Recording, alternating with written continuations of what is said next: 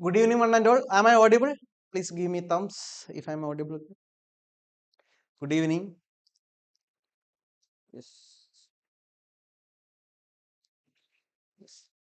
Am I audible?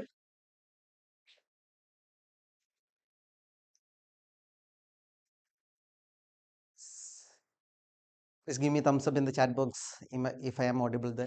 Good evening, one and all. Yes.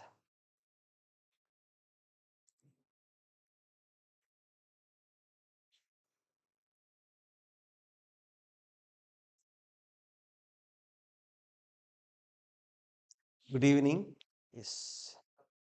Yes. Okay. Good evening once again. Welcome to Goscore Learning. We are the fastest growing edtech in GCC. Our aim is to provide education for all.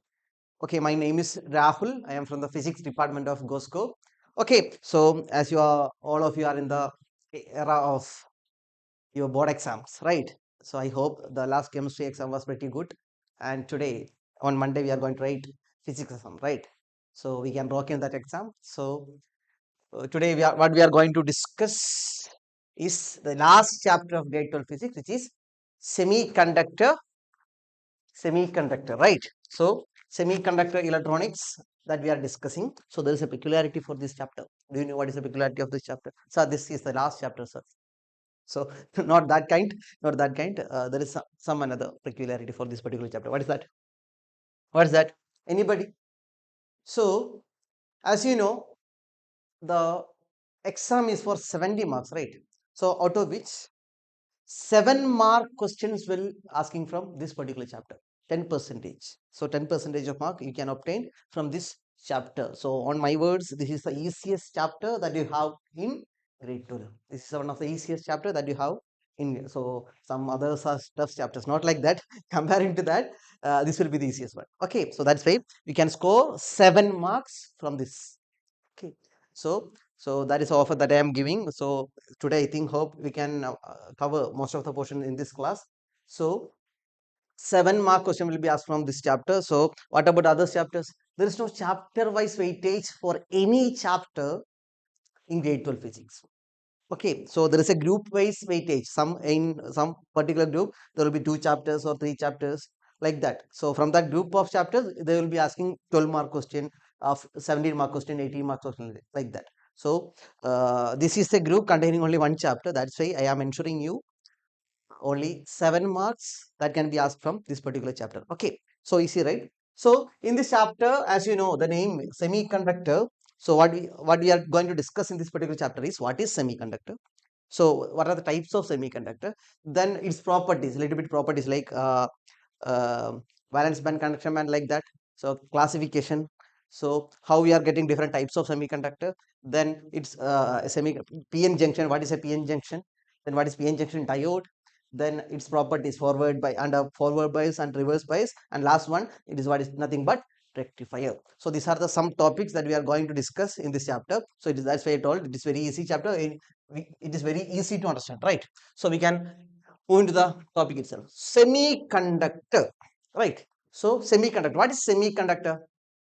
It's not a conductor, but not an insulator. So it is something which is lying in between the properties which is having lying in between that of a conductor and that of an insulator. Right. So it is somehow lying in between properties of a conductor and properties of an insulator. Okay, right. So material having conductivity in between conductors and insulators. So in between conductors and insulators, material having conductivity property, what is that is lying between conductors and insulators is called semiconductor. Sir, is this definition is enough for somebody is asked, or in exam if it is asked what is semiconductor? So there is no scope for asking what is semiconductor, right? So what are the types of semiconductor will be asked? Okay, so why they are important? It is very important. It is very important. All of you have seen this YouTube live on your mobile phone or on your laptop, right? Without semiconductor, it's not at all possible to have a mobile phone, or it's not at all possible to have a laptop. What you called chipset in mobile phone or processor in laptop, it's made up of semiconductor. Without semiconductor, it's not at all possible to have a chipset or chip or a processor. So without semiconductor, it is not at all possible for you to watch this video, right? So that is the importance of semiconductor. So related to that, electronics. In grade 12 physics, we are touching different branches of physics. So this is one of the after modern physics, which means real nature, atoms, nuclei, that we are discussing modern physics. And after that, we are going to stepping our foot into the electronics area. So electronics area of physics. So this is the base of that electronics that we are discussing. Okay, so don't fear about electronics. This is a basic concept that we are having in grade 12 physics. Okay, so what's the important property of semiconductor? We can control the number of charge carriers. What is charge carriers? In conductors, free electrons are the charge carriers. Right, free electrons are the charge carriers in conductors. So in semiconductors, we can control the number of charge carriers. What are the charge carriers in semiconductor? Is it free electrons itself? No, it is not. There are some other, not only free electrons, obviously free electrons are there, and other than that, there is some other charge carriers. Okay, so we can control the number of semiconductors, or is it possible to control the number of charge carriers in conductors? Not that like in semiconductor. It is easy to control the number of charge carriers in semiconductor. That's why it is important. Okay, and it can give unidirectional current. What is unidirectional current? Current in one particular direction, right? So yes. Okay, so examples for semiconductor. There are, we can categorize semiconductors into three types. Is elemental semiconductor, second one is compound semiconductor, and third one is organic semiconductor, right? So elemental semiconductor means a semiconductor that we can see in the periodic table. There are two semiconductors that we can see, which is silicon and germanium. That is what is called elemental semiconductor. Silicon and germanium are the most elemental semiconductors in the pure form. Okay, then compound semiconductors, which is obviously it will be in the form of a compound, just like gallium, sorry,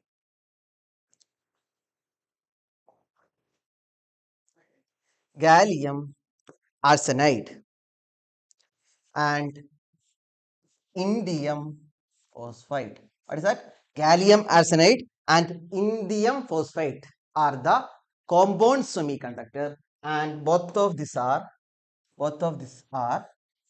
inorganic inorganic semiconductor. They are inorganic semiconductor. Okay, so elemental semiconductor silicon and germanium, and for compound semiconductor is a compound of gallium and arsenide, compound of indium and phosphide. That's why it is called gallium arsenide, indium phosphide are called compound semiconductor. And next one is organic semiconductor, and for example for that is anthracene and polyaniline. Polyaniline are the example for organic semiconductor. So this is the one mode of classification for semiconductor. One is elemental semiconductor, second one is compound semiconductor, and third one is organic semiconductor. So elemental semiconductor, silicon and germanium. So in this chapter, we are mainly focusing on this silicon and germanium based on the elemental semiconductor. We will be making some modification on this elemental semiconductor, and we will be learning in detail about this silicon and germanium. Okay, then how can we differentiate from conductors, insulators to the semiconductor? What are the points of classification? As I told, semiconductors have conducting property or conductivity lying in between that of insulators and conductors. Look at this table. I hope you can see, right? So while looking into this table, you can notice that conductor's resistivity is in the order of 10 to the power minus 2 to 10 to the power minus 8 ohm meter, and that of insulators is 10 to the power 11. It is high. Resistivity is high for insulators, right? Resistivity is high for insulators. So it is in the order of 10 to the power 11 to 10 to the power 19 ohm meter, and that of conductor is 10 to the power minus 2 to 10 to the power minus 8 ohm meter. Sorry, it is required to by heart this value is not at all. It's not at all required to by heart it. Just understand the concept. Okay, so resistivity is very less for conductors, and that is very high for insulators. And resistivity of resistivity of semiconductors is lying in between the that of insulators and conductors. The resistivity of semiconductors is lying in between that of conductors and insulators. And look at the conductivity. So for conductors, conductivity is very, very high, right? So it is very high, and that of insulators, conductivity will be less. And look at the conductivity range of semiconductor. It is lying in between that of conductors and insulators. So not only this idea is not enough for our scope. For in our syllabus, we have to specify something other than this resistivity and conductivity related to semiconductor, and we have some more idea. We need some more idea to specify what is semiconductor.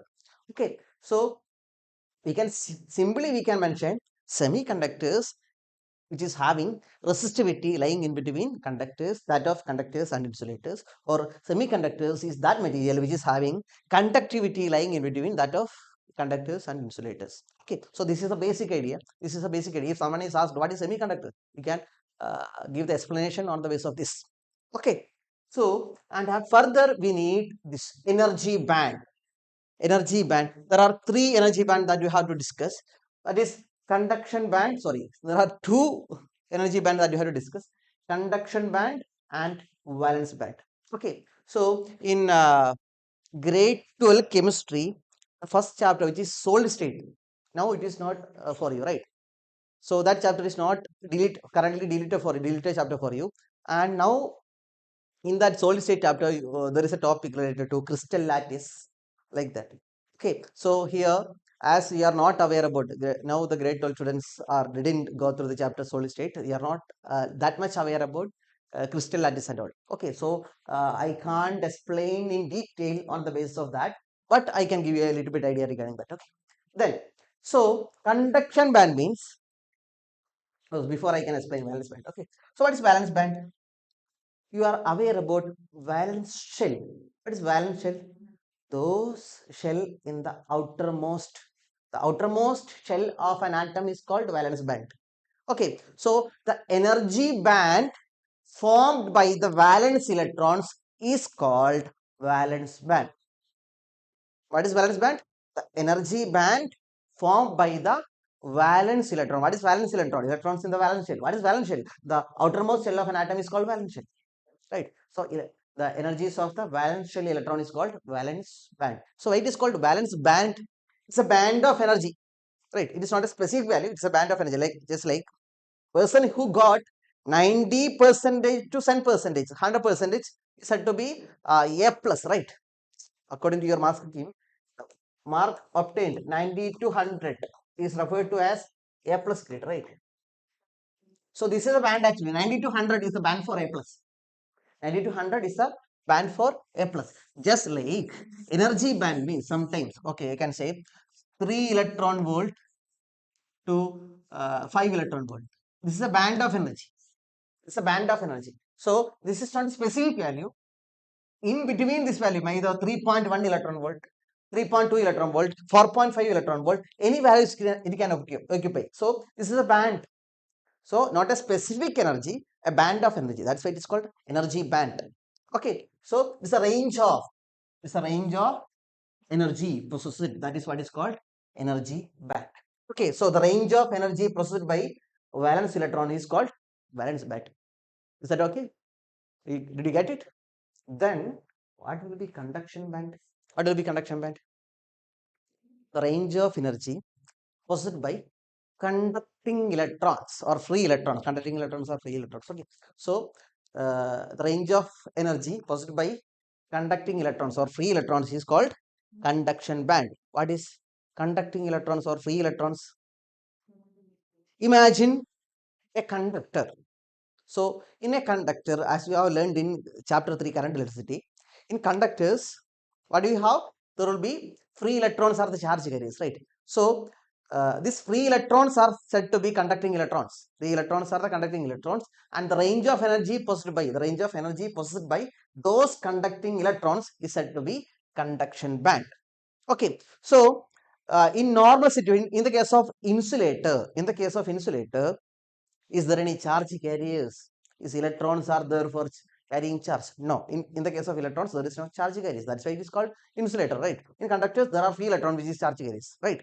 So in case of insulator, there is no electrons in conduction band.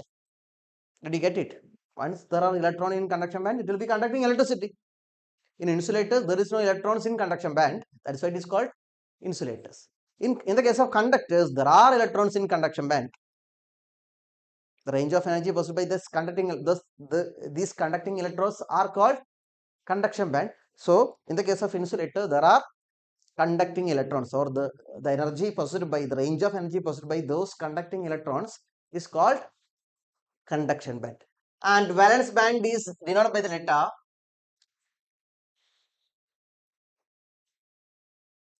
valence band is denoted by the letter E, E subscript V, and conduction band is denoted by the letter E C. And what is energy band diagram? Energy band diagram is this one. A diagram showing the range of energy band of valence band and conduction band is called energy band diagram. The diagram is showing the energies of valence band and conduction band is called energy band diagram. So this will be simply, we can call it as energy band diagram. So I will explain with the help of another figure. Okay. So draw an axis, then the range of energy, not a single value. In graph, what we are actually marking is a line, single line, right? So here it is not a single line, it will be a solid box like this.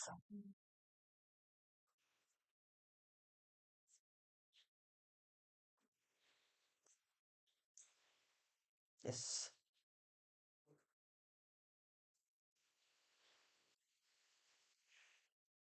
Yes. Lying in this, there will be energy of valence band will be lying in this range. Maybe the lower part will be having 1 electron volt and higher part is having 2 electron volt. So this is the range of energies of electrons in the valence band. That's why instead of a single lane, there is a bold lane having a range from 1 electron volt to 2 electron volt. Just 1 electron volt and 2 electron volt I have taken as an example. Okay. So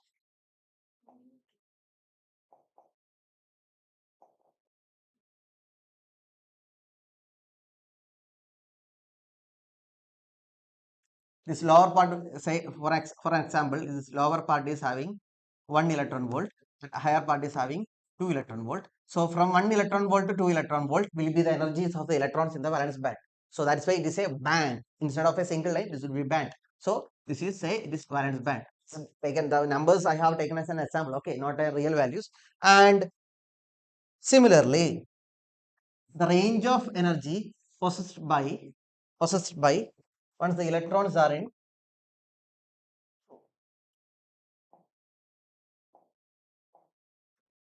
once the electrons are in conduction band, range of energy possessed by them,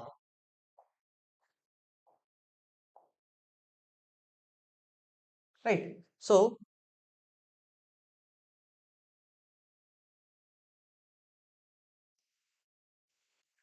sometimes if this is 4 electron volt and this is 5 electron volt, 5 electron volt. Okay, so from 4 to 5 may be either values, any possible values. 4.2 is there, 4.3 is there, 4.123, like any values will be possible. So the energy possessed by the conduction electron or the free electrons is called conduction band. So instead of a single line, it will be a bold line having so many values. So that's why instead of while we are plotting a graph, it is usually it is straight line or single line showing, but here it is having a range of values. It is having a range of values. Okay, so that is why this is what is called the energy band diagram, electron energies or energy band diagram. Okay, so the gap between valence band and conduction band. So this is the gap here. So the gap between valence band and conduction band. This gap, the gap between top of the valence band. This is the top of the valence band and bottom of the conduction band. The energy gap between top of the valence band and bottom of the conduction band is called energy band gap, or simply energy gap denoted by the letter Eg, not example, E subscript G. Okay, the gap between or the difference between top of the valence band and bottom of the conduction band is called energy gap. What is called energy gap denoted by the letter energy band gap. So this is denoted by the letter Eg. Did you get it? Okay. So three terms you have specified. What is valence band? What is conduction band? And after that, energy band gap. Energy gap. Band gap, or simply we call it as band gap. Band gap energy. Okay. Denoted by the letter Eg. Okay. So based on this idea, which idea? Related to valence band, conduction band, and energy gap, we can specify semiconductors. In terms of valence band, conduction band, and energy gap, we can specify semiconductors. Okay, we can give the definition for semiconductors on the basis of this. So first of all, I have said semiconductors are the materials which are having conductivity lying between that of conductors and insulators. So that is a basic idea that we can give, and further we can give what are semiconductors on the basis of valence band, conduction band, and energy gap, band gap. Okay, band gap. Okay, so we can see that for semiconductors, the band gap will be less than 3 electron volt. For semiconductors, the gap between top of valence band, and bottom of conduction band. EV means valence band, EC means conduction band. Okay. So the gap between top of valence band and conduction band will be less than 3 electron volt. So those material whose energy gap is less than 3 electron volt is said to be semiconductors. That is the definition that we can give for semiconductor. Did you get it? Those material is having energy gap less than 3 electron volt is called semiconductors. Okay, then what about conductors? Conductors means the energy gap will be 0, or the valence band and conduction band is overlapping each other. You can see here as in the diagram. You can see here. So this much of energy is this is the shape of valence band, and conduction band I can do with another color. So this is conduction band. So this region I will mark it with, shade it with another color. So this region is overlapping each other, right? So for a metallic conductor or a conductor, the conduction band and valence band is overlapping, or band gap, energy gap is 0 or approximately 0 for metals or conductors. Okay, so then only when a material is said to be conducting, from the valence band, the electron should be moved into conduction band, as top of the valence band and bottom of the conduction band are overlapping. The electron which is having highest energies in the valence band will be in the conduction band itself. I will repeat once again, as valence band and conduction band are overlapping each other. Those electron which is having high energy in valence band is already in the conduction band. So they will be contributing to the conductivity of the material. So here in this case, as valence band and conduction band is overlapping, the electrons which is in the highest, which is possessing the highest energies in the valence band is already in the conduction band of metals. So metals conduct. So metals conduct. This is why metal conducts. Already the band gap energy is 0.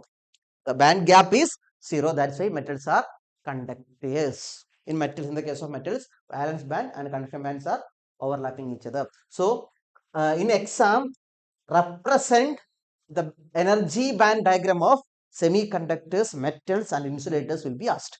We have seen energy gap diagram of semiconductors and metals or conductors itself. Now we can see the band gap of energy band diagram of insulators. So in the case of insulators, energy gap is greater than 3 electron volt. So the band gap is more. Band gap is more. So electrons in the valence band, it is not at all possible for the electrons in the valence band to jump into the conduction band. Okay, so there is a less chance for conductance or conducting electrons. So it will not conduct electricity. They will not conduct electricity. So we can give the definition for insulators, semiconductors, and conductors on the basis of energy gap. Those material which is having 0 band gap or 0 energy gap is conductors. That is what you have seen here. Those electrons which is having band gap equal to 0, which means valence band and conduction bands are overlapping each other is called conductors. Then in the case of insulators, the band gap is greater than 3 electron volt. The band gap is greater than 3 electron volt. Okay, so it is not at all possible for the electrons in the valence band to jump into the conduction band. It need high amount of energy. It need high energy of amount of energy, so that it will not, the valence band electrons is not at all possible to jump into the conduction band. So it will not conduct in the case of insulators. And what is for semiconductors? What is for semiconductors? For semiconductors, the band gap energy is less in the sense less than 3 electron volt. Band gap energy is less than 3 electron volt. So less amount of energy is required for an electron to jump from valence band to conduction band. Okay, so that is the property of semiconductors. So it is a previously asked question. Draw the band gap energy band diagram of semiconductors, metals and insulators. I hope it is clear. I hope it is clear. Okay, then what you have specified related to valence band. This is the definition that I have given here. So range of energy possessed by valence electron in a crystal is called valence band. So the electrons in valence band is called valence electrons. The electrons in valence band is called valence electrons, or the energy band possessed by the valence electrons is called valence band. Then valence band electrons do not participate in conductivity. So in order to contribute to conductivity, the electron should be in conduction band. Okay, so in order to contribute in conductivity, the electron should be in conduction band. Electron in the valence band will not free to move. It will be in the force nuclear. It will be in the attraction of nucleus. It will be within the attraction of the central nucleus. So an electron in the valence band will not contribute into conductivity. Okay, I hope that point is clear. Okay, then conduction band, the band above the valence band, and that definition is not enough.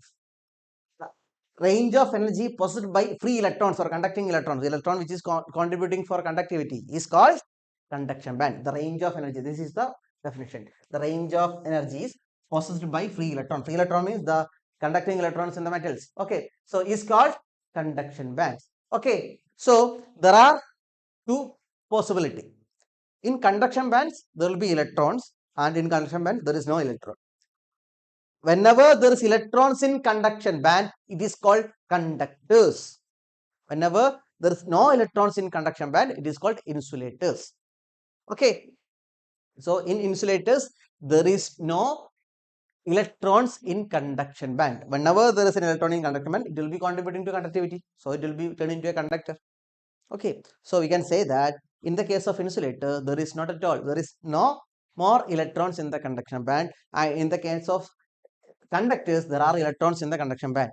Okay, then these electrons are responsible for electrical conductivity. Those electrons which is lying in the conduction band is responsible for conductivity of that material.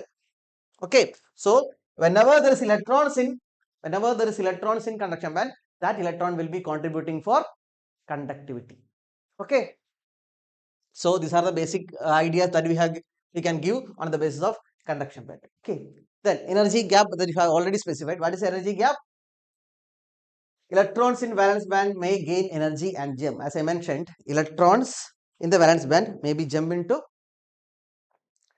conduction band by gaining some energy. Okay, so electron cannot exist. It's not at all possible for an electron to exist within the energy gap.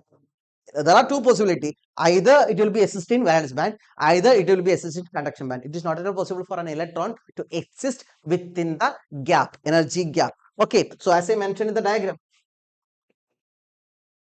in this region, this is the band gap, right? So in this region, there is no possibility for finding an electron.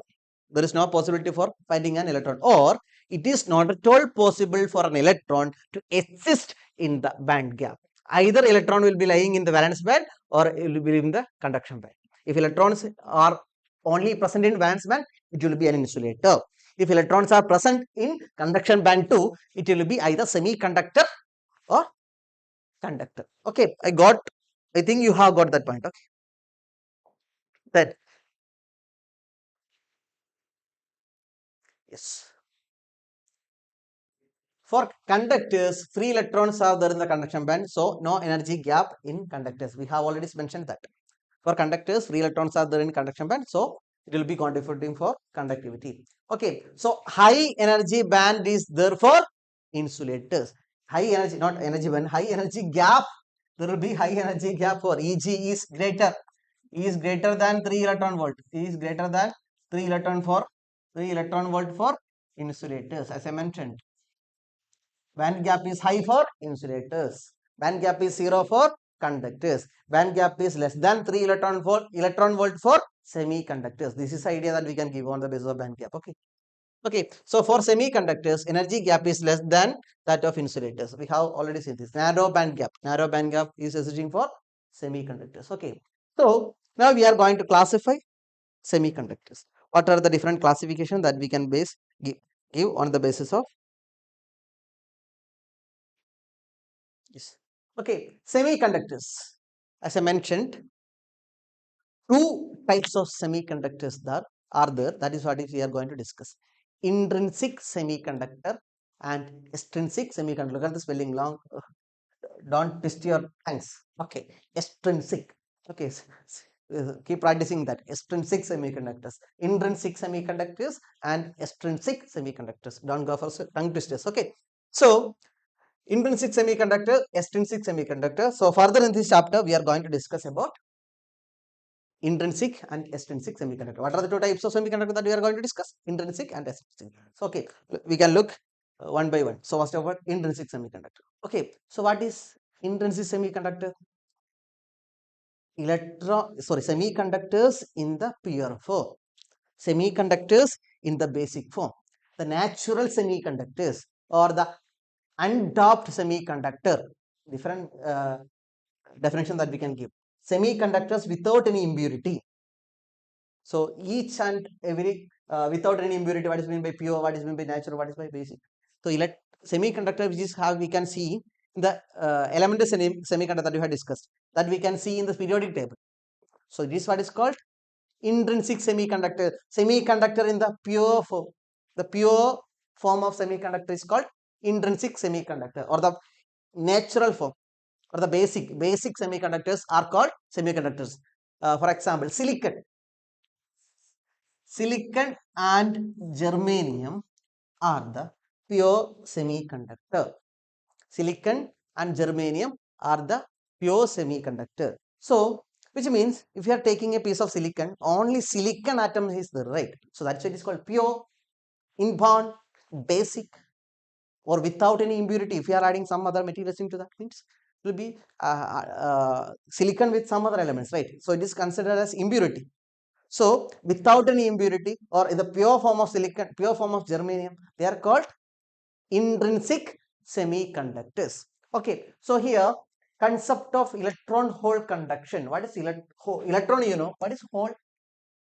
What is hole? We can discuss. Okay, so we can discuss what that's about hole. Hole is, it's not a particle. Hole is created due to the absence of electron. Hole is something which is created due to the absence of electron. So we can discuss on the base with the help of a diagram. That will be better. Okay. Yes, this is the diagram.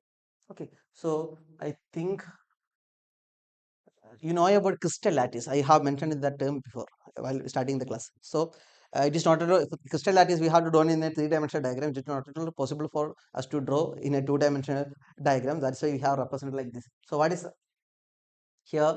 I can represent like silicon. Do you know what is the atomic number of silicon? What is the atomic number of silicon? Anyone can comment in the comment box, please.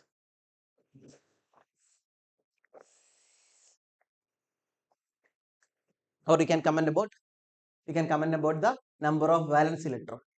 You can comment about the number of valence electron in the for a silicon. What is the number of valence electron of silicon? You can write, take a paper and write about the electronic configuration of silicon and that of germanium. Please write and comment the valence electrons for silicon and germanium. What is that? Yes, it is 4. For silicon, and germanium, there are the valence electron number is 4. So to complete the octet, how many electrons it required? How many electrons is required?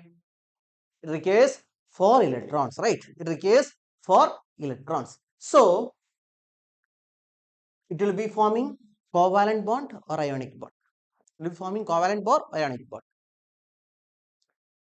It have 4 electrons and it need 4 electrons to complete the electron. Definitely it will be going for ionic bond or covalent bond. What will be going for? It will be going for covalent bond. It will be sharing electrons, right? Sharing bond is covalent bond, right? So I will not leading to chemistry. So we can lie in physics only. Okay. So it will be going for covalent bond. So how many electrons will be shared? It will be sharing 4 electrons, right? So it will be sharing 4 electron with the neighbors. What is the neighbors? Silicon. In a crystal lattice, silicon will be for a silicon atom neighbor to it. There will be so many silicon atoms, right? So it will be sharing 4 electrons from this neighboring silicon atom, right? So that's why in this figure, instead of marking Si or germanium, silicon or germanium, I have marked 4 plus. Why it is 4 plus or plus 4? It is sharing 4 electrons. That's why. Okay. Then there are 4 electrons for silicon or germanium in the valence shell. And it requires 4 more electrons to complete the octet, right? So it will be sharing with this shade, pink colored electron will be shared by the neighboring silicon atom. So that's what is I have represented here. Look at here, I will mark it. Okay, so this is the rounded things. These are the electrons in the valence shell that this silicon, this 4 plus 4 means either silicon or germanium. Silicon have, let us take it as silicon. So silicon have, and how many electrons it required? It requires 4 more, right? 1, 2, 3, 4. So now it completes this octet by sharing electron. So this covalent bond is represented here with the dotted line. Okay. So this dotted line is representing covalent bond. This plus 4 is plus 4 is representing either silicon or germanium. It may be silicon or it may be germanium. Okay. So this is what is the structure of crystallization structure of that we can draw for pure intrinsic semiconductor. Okay, intrinsic semiconductor. Okay. So here what you have to mention about holes. Now all the electrons in this case, in this figure, is in the valence band, right? Whenever this valence band, as the energy gap is less than 3 electron volt in the case of semiconductor, whenever this electron is jumping into the valence band, jumping from the valence band into the conduction band, imagine one electron from here is jumping into conduction band.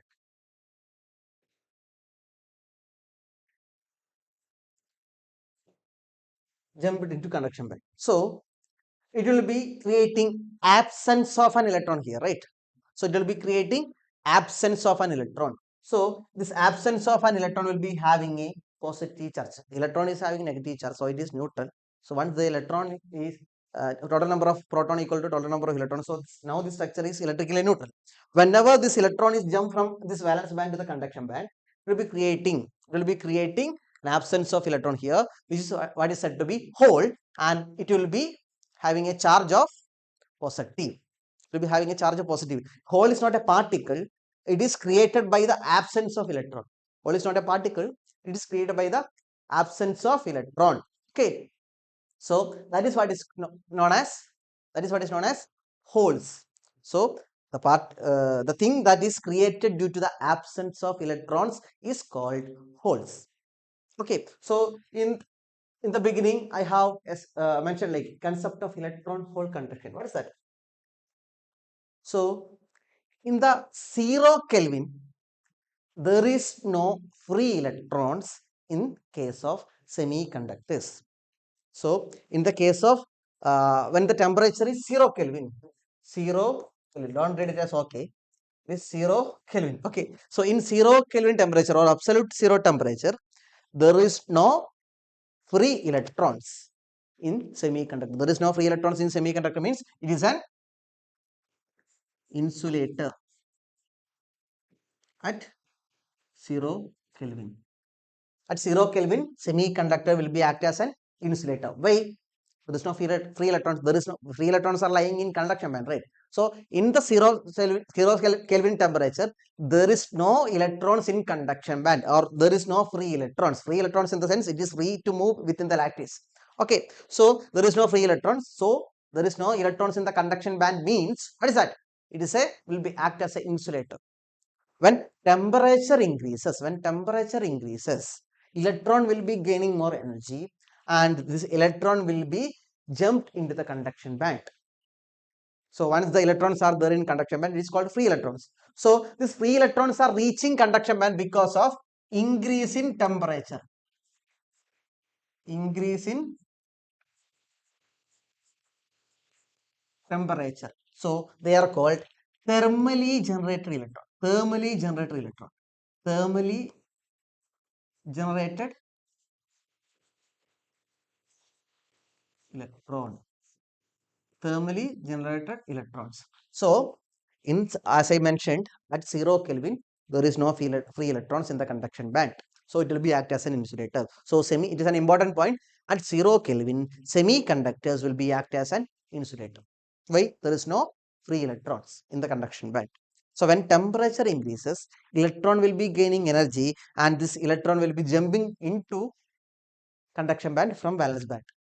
So, as the temperature increases, number of electrons increases in the conduction band. It is what is called, thus free electrons are called thermally generated electrons. Okay, so whenever, imagine 3 electrons are jumped into conduction band, 3 electrons. Okay, so how many holes it will be creating? If one electron is jumping from valence band to conduction band, it will be creating one hole. Another electron is jumping from valence band to conduction band, it will be creating another hole. So total number of electrons entered into the conduction band will be equal to the number of holes generated in the valence band, right? Total number of free electrons will be equal to total number of holes. Is it okay? Is it okay or not? Total number of free electrons will be equal to total number of holes. So in the case of semiconductors, holes and thermally generated electrons are the charge carriers. Electrons will be contributing to conductivity, as well as holes is also possessing a charge, it will be moving within the lattice. How it is moving? Imagine a hole is created here. So hole is having a positive charge here, right? Hole is having a positive charge. What kind of charge a hole is having? It is having positive charge. So 1 second. It is having positive charge. So this electron is having negative charge. So this will be attracting. This will be attracted by this hole. Now what happened? Now what happened? Here, as electron from here jumped into here, it will be creating a hole here. So the hole which is initially at here, is initially at here. Now the electron over here is here, and hole over here is shifted to here, right? So this is how hole is shifting its position. Hole is an electron attractor, acceptor. Hole is an electron acceptor. So it will be attracting electrons nearby it. So this is how hole is shifting its position within the lattice. So hole is also moving. So hole is having positive charge. So it is a motion of positive charge. Motion of a charge. Motion of charge means current. Current or hole current. Current due to hole. As hole is moving, its shifting its position. Hole is moving within the lattice. So it will be creating a current. That is what is hole current. Or current due to holes.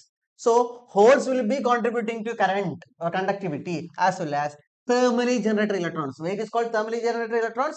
At the 0 Kelvin, there is no free electrons at all. In the case of semiconductor, when temperature increases, electron gains energy and it will be jumping in from valence band to conduction band. So the conduction band electrons are gained because of increase in temperature. That's why it is known as thermally generated electrons, right? So thermally generated electrons, once the electron is jumping from valence band, it will be creating a hole. So number of electrons will be equal to number of holes. So holes and electrons are contributing for conductivity in the case of intrinsic semiconductors. You got it? Got it or not? If it is required, I will repeat it again. Okay. So holes are generated electron vacancy, and number of holes will be equal to number of electrons, and electron hole conduction will be enabling conductivity in the case of semiconductors. Number of electron will be equal to number of holes, or I can also mention current due to electron will be equal to current due to holes. So total number of electrons is equal to total number of holes in a intrinsic semiconductor, whether it is a silicon or germanium. In the case of intrinsic semiconductor, total number of holes is equal to total number of electrons. So there is no majority or there is no minority carriers. Electrons and the holes are having equal number. So there is no matter, there is not at all meaning if you are considering what are the majority carriers, what are the minority carriers. Here electrons number of electrons equal to number of holes. That is the property of intrinsic semiconductors. Number of holes is equal to number of holes. Sorry, number of holes is equal to number of electrons. Okay. So yes. So there is a question. Carbon, silicon, germanium have same lattice structure. Why carbon is an insulator while silicon and germanium is semiconductor. If you look at the, if you are writing the electronic configuration of carbon, silicon and germanium, we will be getting at the valence shell there are 4 electrons. I will not leading to the leading to writing the electronic configuration of carbon, silicon and germanium. You can do it in your paper. Take the atomic atomic number and try out the electronic configuration. You will be getting the valence shell for carbon, silicon and germanium. There is no electron. So which means the lattice structure for carbon, silicon and germanium are same. But carbon is insulator, silicon, germanium is semiconductor. What is the reason? The reason is nothing but in carbon, the electrons, valence electrons are tightly bounded to the nucleus. It is having less number of shells. It is having less number of shells. So it is highly bounded to the nucleus. So the 4 bonding electrons of carbon, silicon, germanium respectively lying in the second orbit. In the case of carbon, the valence electrons are lying in the second orbit. In the case of silicon, it is like valence electrons are lying in the third orbit. And in the case of germanium, valence electrons are lying in the fourth orbit. Valence electrons are lying in the fourth orbit. So in the case of carbon, the valence electrons are tightly bounded to the nucleus, and in the case of germanium, the valence electrons are not that much tightly bounded to the nucleus. So ionization energy, what is ionization energy? The minimum amount of energy that we require to remove the electron from the high ground level of an atom is called ionization energy, right? So ionization energy for carbon is more, and that for so ionization energy, one second. So and in the case of silicon and germanium, ionization energy is less. So it is easy to for the electrons in the silicon and germanium jump from valence band to conduction band, as ionization energy is less. Why it is less? Electrons are loosely bonded to the nucleus. In the case of carbon, it is tightly bonded. So carbon is an insulator because of higher ionization energy. So you can mention 2 points, which is something. First one is related to the electrons. So valence electrons are lying in second, third and fourth orbit respectively. So ionization energy for carbon is more, and that of silicon and germanium is less. So electron can jump from valence shell to conduction shell easily in the case of silicon and germanium. So that's why it is a semiconductor and carbon is not. I hope that is clear. Okay. Then extrinsic, that we can move to extrinsic semiconductor. Why we require extrinsic semiconductor? Can anyone can? Sir, I have one question. Prasad Yadav. Yes, please put in the comment box. Let me check. Okay, so why we require extrinsic semiconductor? As I mentioned, when temperature increases, number of thermally generated electron increases, right? So, but in normal temperature, at room temperature, let's just like 25 degrees Celsius or 30 degrees Celsius, in between that, number of thermally generated electron is not that much more. It is not at all meeting our purpose. So, we are using all the semiconductor devices at normal temperature, right? It is not increasing the temperature is not at all possible. It will be leading to have additional amount of energy, right? So At normal temperature, number of free electrons in the conduction band is less. So we have to increase the number of free electrons in the conduction cell. Then only we can increase the conductivity at normal temperature. So we need more number of free electrons in the conduction band, normal temperature, normal room temperature. So that's why we are going for extrinsic semiconductor. In the case of intrinsic semiconductor, number of free electrons at valence band, number of free electrons in the conduction band will be less at normal temperature. When temperature increases, then only the number of electrons in the conduction band will be increased. At normal temperature, its value is less. Its value is less. So we have to increase the number of free electrons at normal temperature. So that's why we are going for extrinsic semiconductor. Then what is extrinsic semiconductor? What I have mentioned is the purpose of having extrinsic semiconductor. And what we are going to discuss is what is semiconductor. Okay, there are two types of extrinsic semiconductor. First of all, we have discussed two types of semiconductor, intrinsic and extrinsic. And now we are discussing types of extrinsic semiconductor, which are of two types, P type and N type.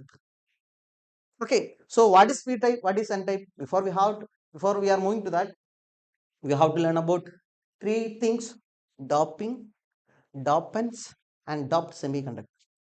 Doping, dopants, and doped semiconductor. Doping means the process. What process? I'll explain. Dopant means thing we add, and doped semiconductor means the product. What is this? Yes, the process of making extrinsic semiconductor is called doping. And for making a doped semiconductor, we have to add something to it. And that things that we are adding is called dopants. The thing that we are adding. And what is the final product is called doped semiconductor. Or doped semiconductor is extrinsic semiconductor. Doped semiconductor is, this is the product, extrinsic semiconductor. And these are of two type, P type and N type. How we are getting P type semiconductor? How we are how we are getting N type semiconductor? It is completely depend upon the type of dopant that we are using. Okay, just like an example, we can make butter chicken and pepper chicken using chicken, right? If you are adding pepper, it will be turned into pepper chicken. So it is a kind of dish, right? And if you are adding just using throughout the process, throughout the cooking process, if you are using butter, it will be leading to butter chicken, right? So the type of thing that we are adding is leading to the two types of dishes. If you are adding pepper, it is pepper chicken, and if you are adding butter, it will be butter chicken, right? So similarly, if you are adding some kind of dopants, it will be leading to the formation of P-type semiconductor. If you are adding some type of dopants, it will be leading to the formation of N-type semiconductor. So the type of dopant is leading to the formation of P-type and N-type semiconductor. So both P-type and N-type semiconductor is called extrinsic semiconductor. And P-type and N-type is formed based on the impurity that we are adding. Okay, so the process of adding this impurity is called doping. And the impurity that we are adding is called dopant. And the product that we are getting is doped semiconductor, which is extrinsic semiconductor. Okay, I think you got it.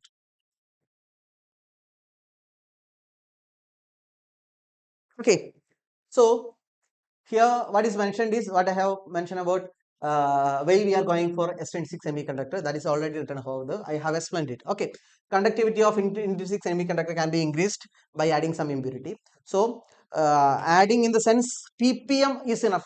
What's ppm? Parts per million. So 1 million means 10,000. If you are taking 10,000 silicon atom, this requiring of some parts, it is like 100 or 200 or less than 100, that much amount of impurity. If you are taking 1 million of silicon atom, about 100 impurity atom is required for modifying the property, for making an extrinsic semiconductor. Parts per million is enough. Parts per million of impurity is enough for making an extrinsic semiconductor. Okay. Then doping, the process of adding impurity that I have mentioned. Impurity add is called dopant. The impure semiconductor that we are getting or obtained is called doped semiconductor. That I have already explained, right?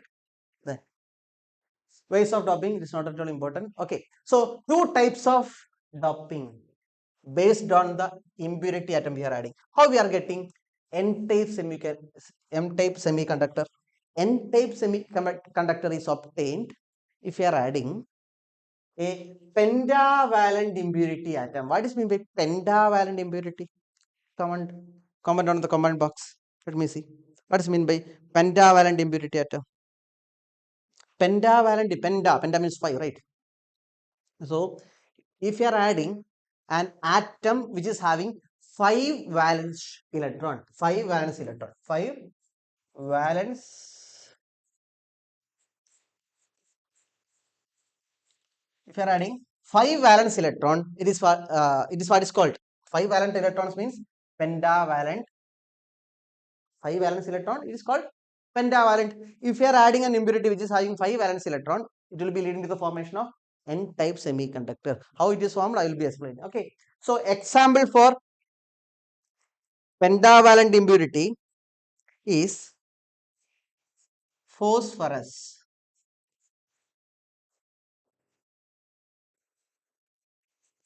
phosphorus, antimony,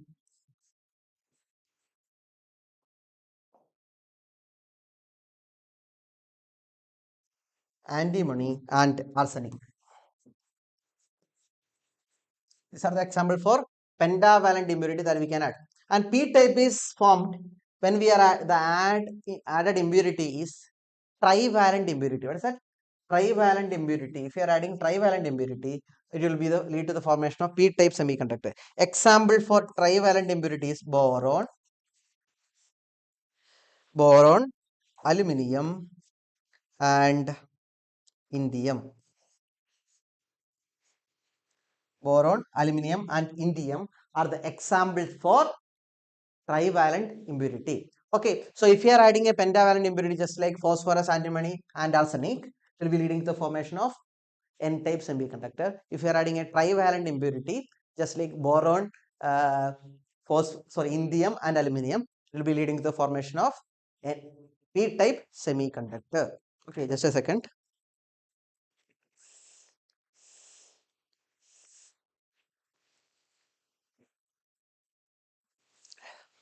Okay, let's go how an N-type semiconductor is obtained. Okay, so silicon is there. This is silicon, this is silicon, and this is silicon. Okay, silicon is having 4 valence electron, and to complete the octet it need 4 more. It need 4 more. So it will be covalently bonded, right? So if you are replacing one of the silicon with N type, right? So pentavalent impurity atom just like phosphorus. If you are replacing one of the silicon atom within the lattice with phosphorus, how many valence electron phosphorus have? How many valence electron phosphorus have? This having 5 valent, this pentavalent, right? Phosphorus is pentavalent. Pentavalent. Phosphorus is pentavalent. So it will be having 5 valence electron. So after contributing to the 4 sharing electron, 4 covalently bonding, additional 1 electron will be excess. Excess 1 electron will be there by substitution of 1 silicon with a phosphorus atom. If you are replacing a silicon and if phosphorus is added, additional one number of electrons will be there. Okay, so now this electron is not in the valence shell. This is free to move. This is not included in the valence shell. So this is free to move and free to move to the conduction band. Conduction band. This is free to move to the conduction band. So it will be contributing for conductivity. So number of electrons in the conduction band will be increased, which means conductivity increase. Conductivity increase. Conductivity increase. So if you are adding a pentavalent impurity, just like phosphorus, 4 electrons in the valence shell of phosphorus will be sharing with the neighboring silicon atom, and 1 additional electron will be there. and that electron is free to move within the lattice, which will be jumping into the conduction band, which is contributing for conductivity, and conductivity can be increased. Now my question is, what is the net charge of an n-type semiconductor? What is the net charge of an n-type semiconductor? Could you please comment in the comment box? What's net charge of an n-type semiconductor? So it is negative, sir. N-type semiconductor is negative. No, it is not at all negative. The net charge of an n-type semiconductor is 0. Why, sir? There is an additional number of electron. Why? There is an additional number of electron. When then it should be having negative charge, right? No. Before adding the impurity, total number of electrically neutral silicon is there. Total number of electron will be equal to total number of protons in the lattice. And once we are adding phosphorus, if you are taking the phosphorus itself, phosphorus is electrically neutral, right? Total number of electrons in the phosphorus will be equal to total number of protons in phosphorus. So it is also electrically neutral.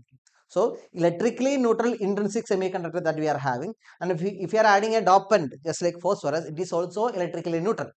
So the product we are obtaining should be also electrically neutral. There is no net amount of electron, additional amount of electron will not be there. So this additional charge, negative charge, will be compensated by the number of protons in the phosphorus itself. So there is no net charge for the electron. There is no net charge for the electron. Okay, sorry, there is no net charge for the n-type semiconductor. Its charge is 0. Net charge is 0. There is no excess charge. The net charge for extrinsic semiconductor, n-type semiconductor is 0. Okay. Now, how we can make p-type semiconductor? Sorry. Okay. So we have some point. So here, free electrons are more, right?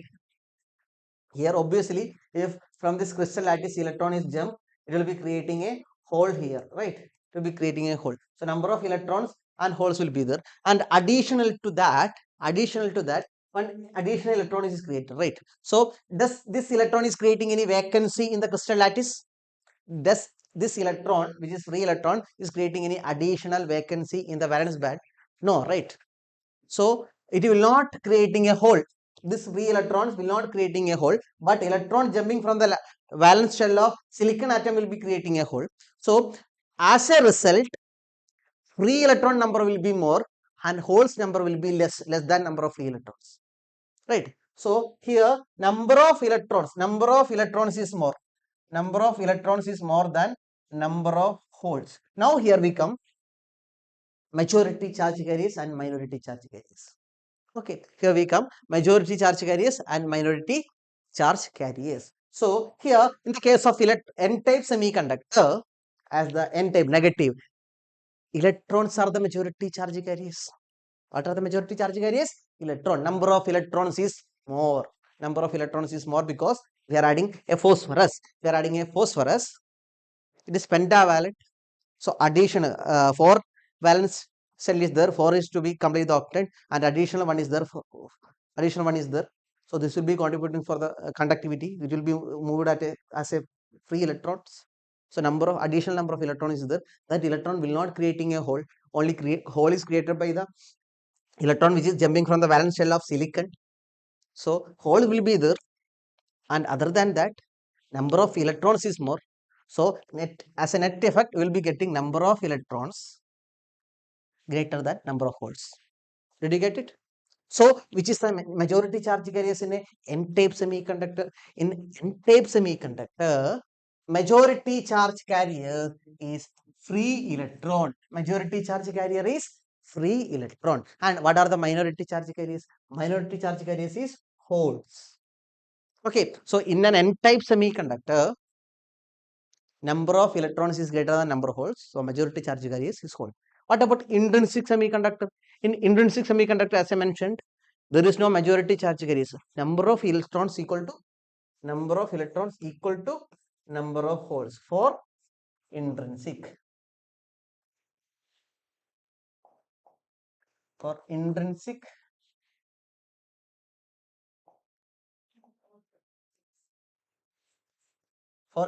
semiconductor, there is no minority called only number of electrons equal to number of holes. Okay. And in the case of N type negative electrons. Electrons are the majority charge carriers. Okay, I hope it is understood. Then p type semiconductor. Okay, p type semiconductor. What kind of impurity that you have to add? In the case of p-type semiconductor, we have to add trivalent impurity.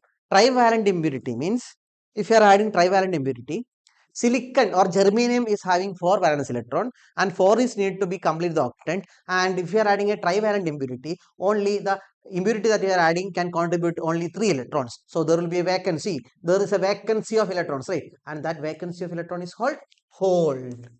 Will be creating a hole. So if you are undergo the process of doping, silicon, one of the silicon atom will be replaced by the impurity that you are adding. That will be, if you are adding trivalent impurity, obviously we can choose for, go for boron.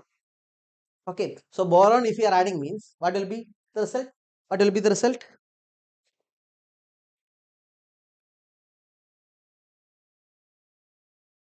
Okay, so what will be the result? So here 3 electron will be contributing for 3 electron will be contributing for 3 electron will be contributing for 3 electron will be contributing for completing the balance, and one absence of electron will be there, one absence of electron will be there, one absence of electron will be there.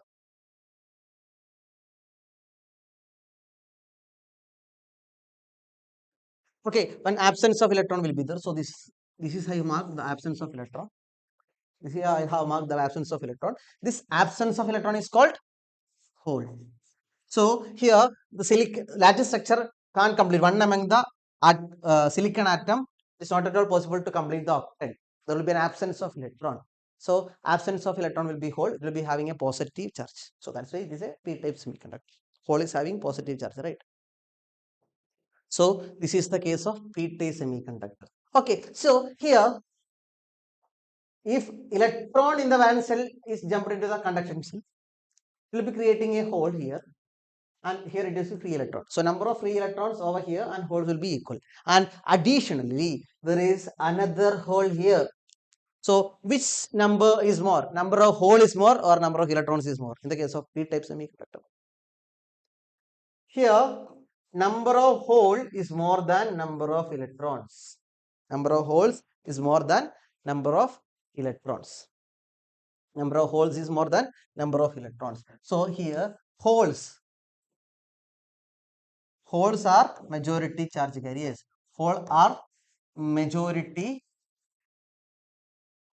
holes are majority charge carriers. Majority charge carriers, and electrons are minority charge carriers. Okay, so holes are majority charge carriers and electrons are minority carriers. So in the case of p-type semiconductor, we are adding a trivalent impurity just like boron. So choice of the trivalent impurity will be dependent on the lattice size of semiconductor, intensity semiconductor that we are choosing. For silicon, it will be matching with boron.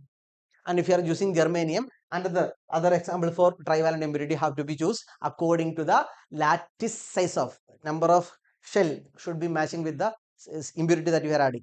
Okay, it will be matching with size of the uh, impurity that you are adding should be matched. Then only we can go for the doping process. Okay, so here it is silicon. That's why I have chosen boron. If it is germanium, boron can't be chosen because the lattice size of the uh, shells number will not be matching. So that's why in the case of germanium, some other trivalent impurity have to be chosen. Okay, so the choices depend upon the size of the impurity and size of the intrinsic semiconductor that you are choosing. Okay, so how you are getting p-type semiconductor? Trivalent impurity adding. So additional number of holes will be there. Additional number of holes will be there. So number of holes will be greater than number of electrons. Number of holes will be greater than number of electrons. So holes are the majority charge carriers. Okay, so you have to know how to draw this diagram. This diagram is important. Lattice structure diagram. You have to draw not only this one. The diagram I have mentioned in the case of n-type semiconductor, it is also important. Okay, so by mentioning about the change in energy band gap, we can wind up today's session. Okay, So in the case of intrinsic semiconductor, two energy bands are there, valence band and conduction band. In the case of n-type semiconductor, there will be additional number of electrons, right? So this additional number of electrons will be forming another band closer to the conduction band. Electrons are closer to the conduction. Free electrons are generated, right? So they will be closer to the conduction band. So in the type of n-type semiconductor, an additional energy band will be formed by the free electron. In the case of p-type semiconductor, additional energy will be formed near to the valence band. There is a difference. There is a difference in the case of p-type semiconductor. In the case of n-type semiconductor, free electrons are there. Majority charge carriers are electrons. So electron will be forming an additional energy level near to the conduction band. That is the band gap modification for n-type semiconductor. How band gap is modified for n-type semiconductor? This will be your answer. You have to draw this diagram. Okay. Then in the case of p-type semiconductor, number of holes will be here, right? So initially holes will be here. So what holes will be doing? Holes will be attracting electrons from here. Holes will be attracting electrons from here, from the valence band. Holes will be attracting electrons from the valence band. So what happened? So as a result, holes will be created over the valence band. Here holes will be created. Initially holes was just above the valence band. Holes was just above the valence band, and holes will be attracting electrons in the valence band. So in the valence band there will be creation of holes. So holes position will be shifted. So what's the modification is, in the case of p-type semiconductor, additionally there will be an energy level closer to valence band. So this is the band gap diagram for intrinsic n-type and p-type. So in exam, how the band gap is modified in case of n-type and p-type semiconductor, you have to draw this diagram. Okay, nothing in detail we didn't have in detail, only this much is required, and you can mention what you have wrote. That's enough. You can mention that you have what you have wrote. The concept that you have understood from this diagram, you can mention in words. That is enough. Okay. So by then same diagram I have repeated over here for n-type and p-type. Then so by mentioning about difference between p-type and n-type semiconductor, we can wind up today's session. Okay, so nothing, the basic definition. So in the case of p-type semiconductor is obtained by adding trivalent impurity, pentavalent impurity. Impurity is called acceptor impurity. Why? Trivalent impurity is added, right? So holes will be created. Holes, what's the property of holes? Holes is attracting electrons nearby it.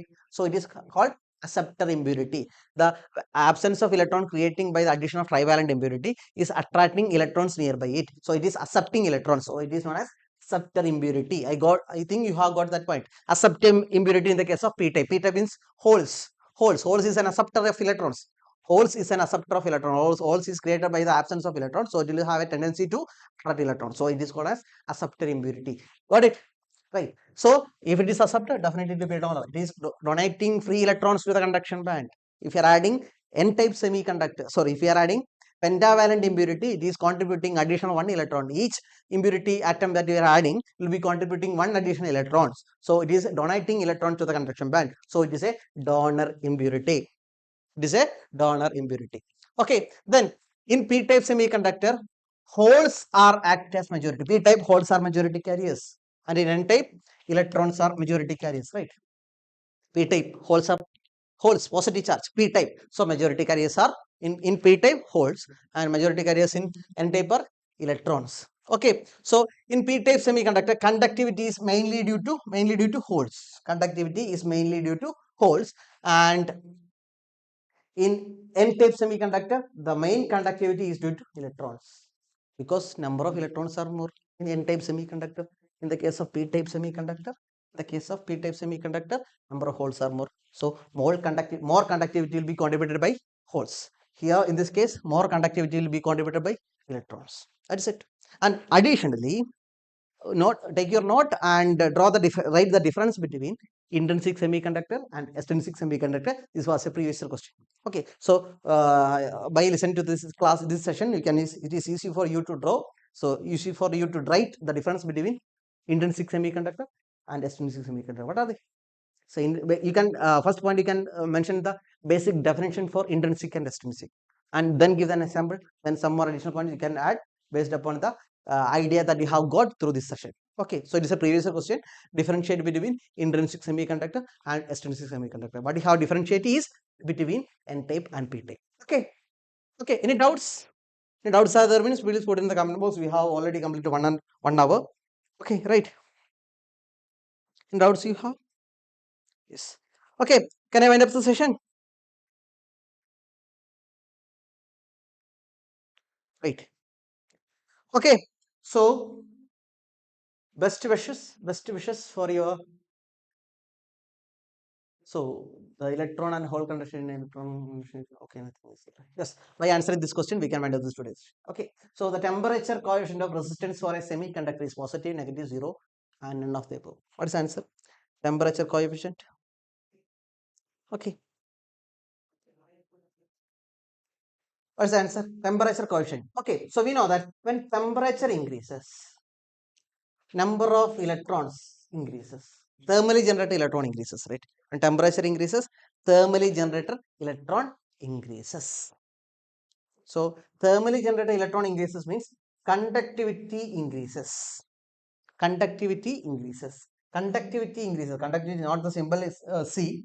For conductivity, we have another symbol. Sigma is the symbol, right? So I have just mentioned conductivity. See, okay. Then when conductivity increases, resistivity decreases or resistance decreases.